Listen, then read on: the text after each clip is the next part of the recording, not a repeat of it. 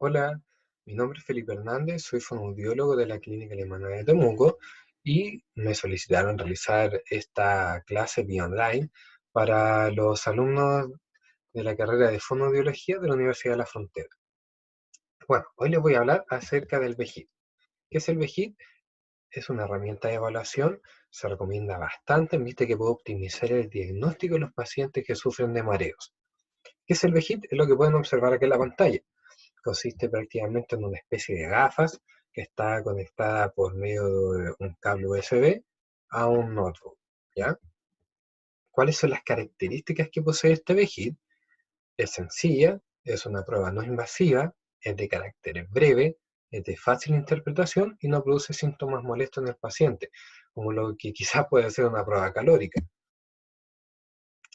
En sí se registran los movimientos oculares mediante una cámara ultraliviana de alta velocidad que está adosada a estas gafas que les comentaba en un principio y que son las que pueden observar acá en pantalla, ¿ya? Ahora, ¿cuál es el detalle muy importante? Que la cinta de las gafas se debe de tensar y sujetar bien en la cabeza del paciente. ¿Por qué? Porque de esta forma vamos a impedir el registro de artefactos, es decir, vamos a obtener un registro mucho más limpio en comparación a que si la cinta de las gafas queda un poco sueltas, cuando yo realizo el movimiento prácticamente para la evaluación, esta cinta de la gafa se puede correr. Entonces, si llega a deslizar sobre el cuero cabelludo del paciente, vamos a obtener un registro con bastante artefacto. Bueno, en sí el vegetal evalúa el reflejo vestíbulo ocular. ¿Ya? El reflejo vestíbulo ocular es aquel reflejo que nos permite mantener la mirada estable en un punto mientras realizamos algún giro cefálico o el movimiento de cabeza. ¿Ya? En el caso del vegetal, ¿cómo lo evaluamos? Aplicando impulsos pasivos e impredecibles de cabeza en el plano de un par de canales semicirculares. ¿Ya? Ahora, estos impulsos de cabeza requieren de bastante entrenamiento. ¿Por qué de bastante entrenamiento? Porque debemos alcanzar aceleraciones suficientemente altas, que van alrededor de los 1000 a 6000 grados por segundo al cuadrado, y de grandes velocidades, que varían entre los 100 a 300 grados por segundo. Y además, inclusive se deben de realizar en ángulos pequeños, eh, variando como entre 10 a 20 grados aproximadamente. ¿Por qué? Porque debemos realizar esto para estimular predominantemente un solo canal semicircular. Vamos a bajar un poco más la pantalla para que puedan observar mejor. Entonces, generalmente cuando realizamos un giro cefálico, se estimulan ambos oídos. Sin embargo, cuando realizamos un giro cefálico de gran velocidad angular, se va a producir una simetría en la integración central de la información, por lo que se puede analizar la función de cada canal semicircular por separado a través del vejiga. ¿Ya? Ahora, como bien pueden observar en una imagen acá, que expone Carriel y Rojas en el año 2013, que la toman de Gold y Fernández del año 1970, ¿ya? ¿Qué es lo que pueden observar acá? Respuestas excitatorias e inhibitorias, prácticamente en presencia de aceleraciones de distinta magnitud y obviamente duración. Nos vamos a fijar netamente en la figura A, que es la que estoy mostrando acá en el cursor, junto con la figura F. ¿Ya? En la figura A, ¿qué podemos observar? Mientras más corto es el periodo de aceleración, más evidente es la asimetría entre la excitación y la inhibición. Sin embargo, mientras más largo es el periodo de aceleración, podemos observar que es mucho más simétrico el periodo de inhibición y de excitación. ¿Ya? Es por eso la importancia de realizar un giro cefálico que sea de muy rápida velocidad angular. Entonces, como bien saben y recuerdan, los canales semicirculares se organizan en una disposición ortogonal. Entonces, ¿qué es lo que se genera? Se generan tres planos, ¿ya? Y la forma en que se generan estos tres planos es la que pueden observar acá. Observamos un plano RAL, un plano lateral y un plano largo, ¿ya? De esa forma está definido en la literatura. Y de esta misma forma es que podemos lograr cubrir las tres dimensiones del espacio. Entonces, vamos por partes. El primer plano se llama plano horizontal o plano lateral, el cual está constituido por los dos canales semicirculares laterales, es decir, el canal semicircular lateral derecho y el canal semicircular lateral izquierdo. Y luego tenemos los planos verticales, que son dos. Uno es el plano LARP y el otro es el RALP. Ahora, cada uno está definido por su sigla en inglés, que es right anterior, left posterior, y left anterior y right posterior. Ahora, veamos el RALP. El RALP está prácticamente formado por el canal semicircular anterior derecho y el posterior izquierdo, en comparación al LARP, que está conformado por el canal semicircular anterior izquierdo y el posterior derecho. ¿Ya? Es prácticamente lo que se encuentra descrito en esta diapositiva que pueden observar después con mayor detalle. Entonces, ¿cómo realizamos esta vejiga? Sentamos al paciente en una silla, ¿ya? Y lo hacemos observar un punto fijo en la pared. Ahora, la verdad es que la literatura varía. Hay algunos autores como Al-Habib y Salih en el año 2017 que sugieren que el paciente debe ser fijado en un objetivo al menos de 1 metro. Otros investigadores como Jacobino y sus colaboradores en el año 2018 sugieren ubicar al paciente a una distancia de 1,5 metros o 1,5 metros de este punto objetivo. Ahora, si bien sea 1 metro o 1,5 metros, la verdad es que lo importante es no poder llegar a producir un efecto de convergencia en el paciente, ¿ya? Es decir, si yo siento al paciente muy adelante, ¿ya? En este caso del objetivo, lo que voy a realizar, puedo llegar a obtener un efecto de convergencia de los ojos. Entonces, lo ideal es eliminar. Entonces, tengo a nuestro paciente sentado en esta silla observando un punto fijo en la pared, ¿ya? Nosotros como examinadores nos vamos a ubicar detrás del paciente y vamos a colocar nuestras manos en la cabeza del paciente. ¿Por qué? Porque es con ello que debemos de realizar movimientos rápidos y aleatorios de cabeza, ¿ya? Obviamente dependiendo del plano que deseemos evaluar. Ahora, ¿cuántos impulsos o registros de cabeza debo de realizar en cada plano? La verdad es que generalmente la literatura sugiere un mínimo de 10 impulsos en cada dirección, ya para que sea una medición aceptablemente eficiente.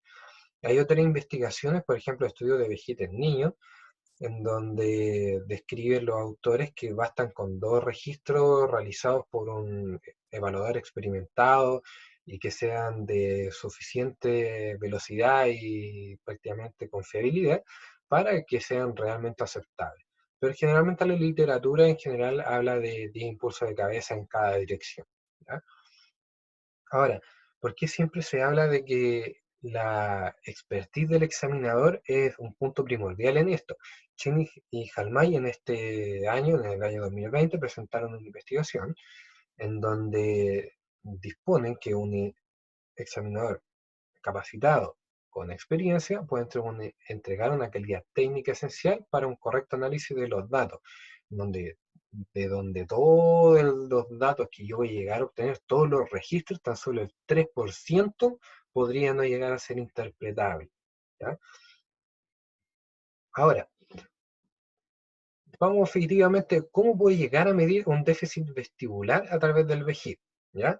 Esto lo puedo medir a través de 2 puntos muy esenciales. Uno es a través de la reducción de la ganancia y por otro lado se encuentra la presencia de sacadas correctivas, que es un movimiento correccional del ojo, que lo vamos a ver en unas diapositivas más adelante. Estas sacadas correctivas se pueden prácticamente subclasificar en sacadas correctivas de tipo cover o sacadas correctivas de tipo over. Veamos primero la ganancia. ¿Qué es la ganancia? Es la medida habitual de la adecuación de la respuesta, en este caso, del reflejo vestíbulo ocular. ¿Y cómo se mide la ganancia? Prácticamente se calcula con la relación midiendo la relación del área debajo de la curva, en este caso del ojo, al área producida debajo de la velocidad de la curva de la cabeza. De esta forma se calcula la ganancia. Ahora, generalmente el equipo entrega una ganancia y no es que uno la tenga que calcular o algo por el estilo, el mismo equipo te va a entregar la ganancia. Y en este caso, para los canales semicirculares laterales, el equipo entrega una ganancia más detallada, que en sí la ganancia en determinadas fracciones, ya no determinada en un determinado tiempo, por decirlo de algún modo, para entenderlo de manera más simple, que lo podemos observar acá. Entre una ganancia media a los 40 milisegundos, la ganancia media producida a los 80 milisegundos y la ganancia media producida a los 80 milisegundos. En sí, las investigaciones actuales sugieren que las ganancias obtenidas a los 60 milisegundos y 80 milisegundos sean prácticamente las primordiales para poder obtener una medida real y objetiva de este reflejo vestíbulo ocular. Ahora, ¿cómo sé que una ganancia es normal y cuál sé que es una ganancia prácticamente que me puede indicar una alteración del reflejo vestíbulo ocular? Las investigaciones y prácticamente la mayoría de la literatura sugiere que un valor de ganancia cuando es menor al 0,7 se considera como patológico y un valor de ganancia como máximo de 1,2 se considera normal. ¿Ya? Vamos a volver a la diapositiva anterior para que podamos entender un poco más este concepto de ganancia. Recuerden que dijimos que la ganancia es la relación entre el área debajo de esta curva, que es del ojo, y el área debajo de la velocidad de esta curva, que es de la cabeza. Es decir, si yo divido el área debajo de la curva del ojo respecto al área debajo producida del impulso cefálico, debiera dar 1, ¿ya? Esa en sí es la ganancia general, es 1. Es decir, si yo divido esto en esto, debe dar 1. Ahora, se acepta como valor normal, entonces desde ganancias de 0,7 a un 1,2. Lo que sea ganancia bajo el 0,7 va a ser un indicador de alguna hipofunción vestibular. Entonces, aquí les voy a presentar un paciente sano. ¿Qué ocurre en este paciente sano? Vamos a observar. Tenemos tres figuras, A, B y C. En la figura A, ¿qué logramos obtener? Tenemos un paciente que se sitúa frente a nosotros. Estas son las manos, que son nuestras, en este caso del examinador, y que le vamos a solicitar al paciente que nos mire fijamente la punta de la nariz. Entonces, tomamos la cabeza del paciente con nuestras manos, le decimos que nos mire fijamente la punta de la nariz, y lo que vamos a hacer, vamos a realizar un giro cefálico, en este caso, a la derecha del paciente. ¿Okay? Entonces, realizamos el giro cefálico a la derecha del paciente, que es lo que es la figura B. ¿Y qué sucede con los ojos? Si yo realizo el giro cefálico a derecha, los ojos se deben de mantener en la punta de la nariz. ¿Qué es lo que sucede acá? ¿Ya? En la figura B realizamos el movimiento cefálico a derecha y el paciente en todo momento mantuvo los ojos fijos en la punta de nuestra nariz. ¿Ya? O sea, sí actuó muy bien el reflejo vestíbulo ocular. Pero ¿qué pasa cuando la vía del reflejo vestíbulo ocular, en este caso, se interrumpe? Se va a generar un estímulo incorrecto. Entonces se genera un impulso de cabeza que genera obviamente un reflejo de vestíbulo ocular inadecuado. ¿Por qué? Porque la vía prácticamente hay una falla en esta vía. Entonces, cuando yo realizo este giro cefálico prácticamente, ¿qué es lo que va a suceder? Ocurre un error en la mirada. Entonces, ¿qué va a provocar? Que el cerebro genere una sacada de refijación, es decir, una sacada correctiva, que era lo que me había mencionado en un par de diapositivas anteriores. Entonces va a generar esta sacada de compensación. ¿Para qué? Para poder nuevamente volver a la vista, en este caso, a fijar el objetivo visual. Entonces, observemos acá, ¿qué es lo que sucede en este caso con el paciente con patología? Tenemos las figuras D, E y F, ¿cierto? Recuerden que el caso anterior era el paciente prácticamente con una función vestibular normal, en donde mantenía la mirada siempre fija, en este caso en nuestra nariz, a pesar de que nosotros realizábamos un giro cefálico. Ahora vamos a tener un paciente con una patología vestibular. ¿Qué pasa en este caso con el paciente con patología vestibular? Si nosotros tomamos la cabeza del paciente, la giramos a la derecha, los ojos del paciente giran también hacia la derecha. ¿Ya? Giran a la derecha con la cabeza y luego se devuelven directamente mirando la nariz. Entonces, realizamos el giro cefálico del paciente hacia la derecha, los ojos se mueven hacia la derecha y luego se devuelven prácticamente mirando al punto de la nariz. Esto es una sacada correctiva. Cuando los ojos siguen el movimiento cefálico y luego se devuelven para, obviamente, mirar el punto objetivo. Entonces, tenemos un reflejo vestíbulo ocular insuficiente y va a generar una sacada compensatoria. Esta sacada correctiva que habíamos mencionado, ¿ya? Que era cuando el ojo seguía el movimiento cefálico y luego se devolvía. Podemos encontrar dos tipos de sacadas correctivas. Sacadas correctivas que ocurren en latencias tempranas y en latencias tardías. O de otra forma, de manera de decirlo, la latencia temprana es aquella donde ocurren las sacadas de tipo over. Las latencias tardías, las sacadas de tipo over. La sacada correctiva de tipo over es aquella que ocurre durante el movimiento cefálico, es decir, cuando yo le giro la cabeza al paciente, la sacada correctiva ocurre en ese momento y es invisible al ojo humano, ¿ya?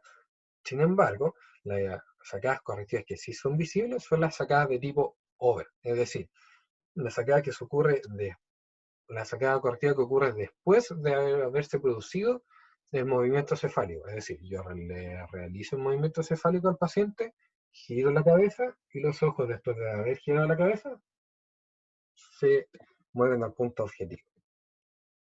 Veamos un par de casos. ¿Cómo realmente visualizo yo, en este caso, el examen del vejiga? Lo que tenemos acá en rojo es el oído derecho, lo que tenemos acá en azul es el oído izquierdo. Vamos a bajar un poco la pantalla para que puedan observar mejor. En este caso estamos evaluando el plano lateral, es decir, estamos evaluando el canal semicircular lateral derecho y el canal semicircular lateral izquierdo. Dijimos que los valores para poder diagnosticar una hipofunción vestibular son la ganancia y presencia de sacadas correctivas. En este caso, podemos observar acá la ganancia producida a los 60 milisegundos, tanto en el canal semicircular lateral derecho como izquierdo. La ganancia producida a los 60 milisegundos en el canal semicircular lateral derecho es de 0.45 y la producida o generada en el canal semicircular lateral izquierdo es de 0.38. Como bien se pueden recordar, dijimos que las ganancias prácticamente dentro de parámetros de normalidad estaban establecidas en valores de 0.7 a 1.2. O sea, si hablamos de 0.45 y 0.38, están extremadamente bajas. Lo que quiere decir que este paciente presenta una hipofunción vestibular bilateral. Ahora, ustedes se preguntarán cómo se puede llegar a observar una sacada correctiva. Bueno, les presento la sacada correctiva. La pueden observar acá en el registro del oído izquierdo, perdón. Lo que observan en gris es el registro cefálico. Lo que observan en negro es el registro ocular. ¿Qué es lo que sucede? Cuando yo realizo el movimiento de cabeza, ¿qué le sucedió en este caso a este paciente? Ocurrió una sacada correctiva. En este caso, ¿de qué tipo? De tipo over. ¿Por qué de tipo over? Veamos acá. Este es el movimiento cefálico y durante la realización del movimiento cefálico no se obtuvo ninguna sacada correctiva. Está todo impecable. Sin embargo, cuando yo termino el movimiento cefálico, que es acá, ¿qué es lo que se produce? Se producen estas sacadas correctivas que ocurren hacia el mismo lado, en este caso, del registro ocular o del movimiento ocular. Esto que pueden observar acá es realmente una sacada correctiva. Esto de aquí. Veamos otro caso, para que se puedan interiorizar un poco más. Yo sé que de primera esto es bastante complejo, pero la verdad es que con experiencia y bastante entrenamiento lo van a hacer bastante bien, créanme. Veamos acá. Estamos observando nuevamente un canal prácticamente del plano lateral, es decir, los canales semicirculares laterales derecho e izquierdo.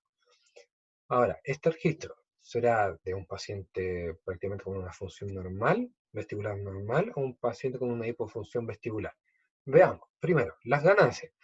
Tenemos ganancias de 0.74 y 0.92, lo que quiere decir que el paciente tiene una hipofunción, perdón, una función vestibular normal. Ahora, siempre y cuando no tenga sacadas correctivas. Veamos los registros. Vemos el registro ocular en el lado derecho y en el lado izquierdo. Y no observamos ninguna sacada correctiva. como no hay sacadas correctivas y tenemos una ganancia dentro de valores normales, la verdad es que tenemos un paciente con una función vestibular normal. En este caso, para el plano lateral, es decir, cuando evaluamos el canal semicircular lateral derecho e izquierdo. Veamos otro registro. Acá estamos viendo otro plano. ¿Cuál plano? El plano LARP. ¿Recuerdan cuál era el plano LARP? Sí, es el que evaluaba el canal semicircular anterior izquierdo y el canal semicircular posterior derecho.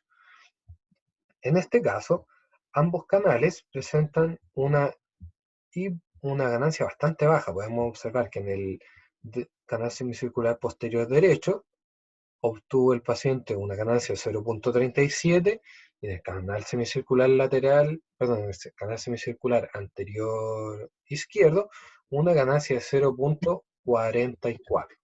Perdón, ahí sí, una ganancia de 0,44. Es decir, ganancias que están por debajo de este 0,7. No observamos sacadas correctivas, ¿ya? Está impecable, no observamos sacadas correctivas, pero sin embargo, si observamos ganancias bajas, y al observar una ganancia baja, podemos decir que este paciente presenta una hipofunción vestibular bilateral. ¿Por qué bilateral? Porque tiene una ganancia baja tanto en un canal en un canal del oído derecho como del oído izquierdo, en este caso, del posterior derecho como del anterior izquierdo. Veamos otro caso. Estamos evaluando el plano RAL, es decir, el canal semicircular anterior derecho y el canal semicircular posterior izquierdo, que podemos observar en sacadas correctivas. La verdad es que es bastante pequeño eso, podríamos hablar como de una pseudo sacada, que es lo más probable quizás un pestañeo del paciente, pero no lo podemos catalogar en sí como una sacada correctiva. Entonces, ¿qué nos queda? Observar la ganancia. ¿Cuál sería la ganancia en este caso del canal semicircular anterior derecho? 0,51 y de 0,40 en el canal semicircular posterior derecho. Ambas están bajas, por ende, que obtenemos una hipofunción vestibular bilateral. Otro registro, en este caso del plano LAR, es decir, canal semicircular anterior izquierdo, canal semicircular posterior derecho. Aquí, de acuerdo a las ganancias, de 0,93 y 0,94 se encuentra dentro de parámetros de normalidad en ambos oídos. Y además, como no observamos presencia de sacadas correctivas, podríamos afirmar que este paciente presenta una función vestibular normal, obviamente para el caso de la evaluación de este plano, ya de estos canales. Como no tengo la evaluación de los demás canales, no podría decir si es una función vestibular normal completa, ¿ya? Solamente estoy diciendo que para este caso, para la elevación del plano LARP, el paciente presenta una función vestibular normal. Veamos otro caso más. ¡Wow! Aquí estamos viendo el canal RALP, es decir, canal semicircular anterior derecho, canal semicircular posterior izquierdo. Vamos a las ganancias.